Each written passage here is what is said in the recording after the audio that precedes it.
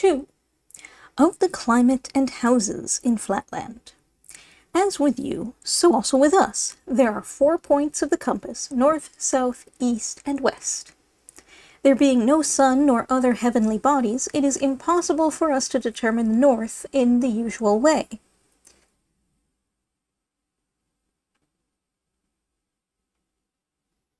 But we have a method of our own. By a law of nature with us, there is a constant attraction to the south, and although in temperate climates this is very slight, so that even a woman in reasonable health can journey several furlongs northward without much difficulty, yet the hampering effect of the southward attraction is quite sufficient to serve as a compass in most parts of our earth.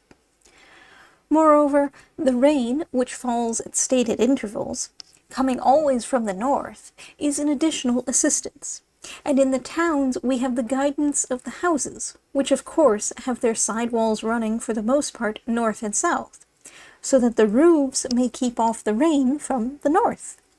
In the country where there are no houses, the trunks of the trees serve as some sort of guide. Altogether, we have not so much difficulty as might be expected in determining our bearings. Yet in our more temperate regions, in which the southward attraction is hardly felt, walking sometimes in a perfectly desolate plain where there have been no houses nor trees to guide me, I have been occasionally compelled to remain stationary for hours together, waiting till the rain came before continuing my journey. On the weak and aged, and especially on delicate females, the force of attraction tells much more heavily than on the robust of the male sex, so that it is a point of breeding, if you meet a lady in the street, always to give her the north side of the way. By no means an easy thing to do always at short notice when you are in rude health and in a climate where it is difficult to tell your north from your south.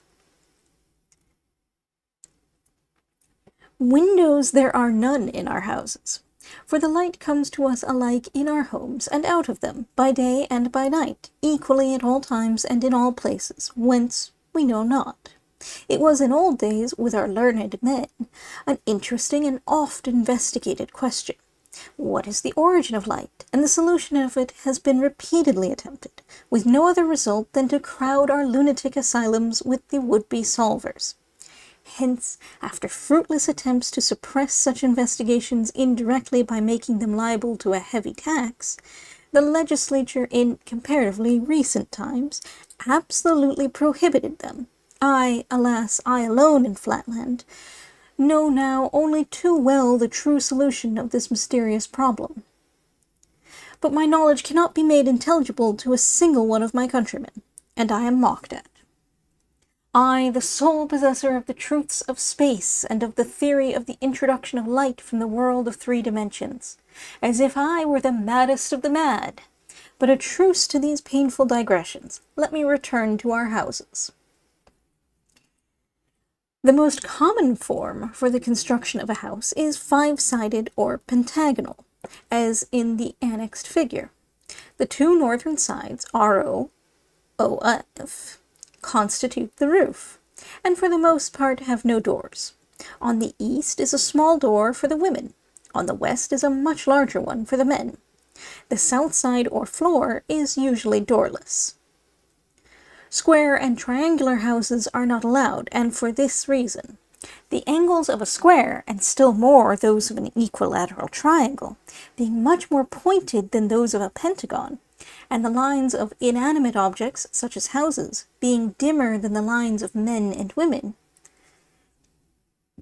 it follows that there is no little danger lest the points of a square or triangular house residence might do serious injury to an inconsiderate or perhaps absent-minded traveler suddenly running against them, and therefore, as early as the 11th century of our era, triangular houses were universally forbidden by law, the only exceptions being fortifications, powder magazines, barracks, and other state buildings, which it is not desirable that the general public should approach without circumspection.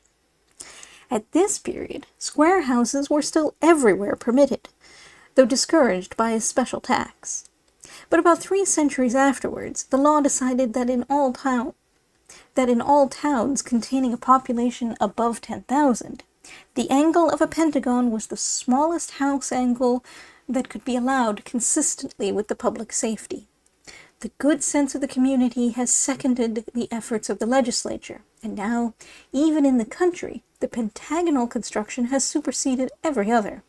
It is only now and then in some very remote and backward agricultural district that an antiquarian may still discover a square house.